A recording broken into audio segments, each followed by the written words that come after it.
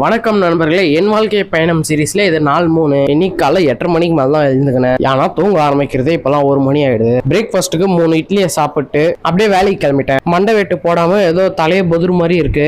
கூடிய சீக்கிரம் ஒரு புது மண்டை வெட்டோட சந்திக்கிறேன். வேலை செய்யற இடத்துல வெளியே நடமாடும் போது பலமான காத்து, ஆனா மழை பெய்யல.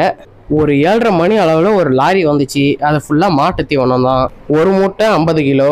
அதில் ஒரு 3 பீஸ் மட்டும் தான் எடுத்துன்னு போய் உள்ளே வச்சேன். அதுக்கே கையெல்லாம் இழுத்துக்குச்சு. அப்புறம் 5 நிமிஷம் 10 நிமிஷம் கேப் விட்டு ஒரு 9 மூட்டை மட்டும் தான் உள்ளே வச்சேன். மற்றதெல்லாம் அவங்களே இறக்கிட்டாங்க.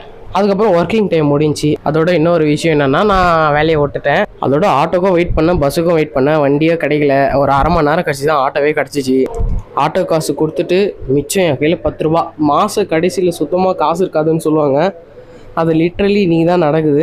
இதுக்கு முன்னாடிலாம் அப்படி இருக்கவே இருக்காது. ஆனால் கடைசியாக ஜோபில் 10 ரூபா மட்டும் தான் மிச்சம். வீட்டுக்கு வந்த உடனே சின்ராசை கூப்பிட்டா சின்ராசு சுத்தமாக மதிக்க கூட மாட்டுக்கிறான். அவனை கடந்து அப்படியே மேலே வீட்டுக்கு வந்துட்டேன். அதுக்கப்புறம் என்ன சாப்பிட்டு மட்டையிட்டேன். அதோடைய நாளை முடிச்சுக்கினேன். Bye guys.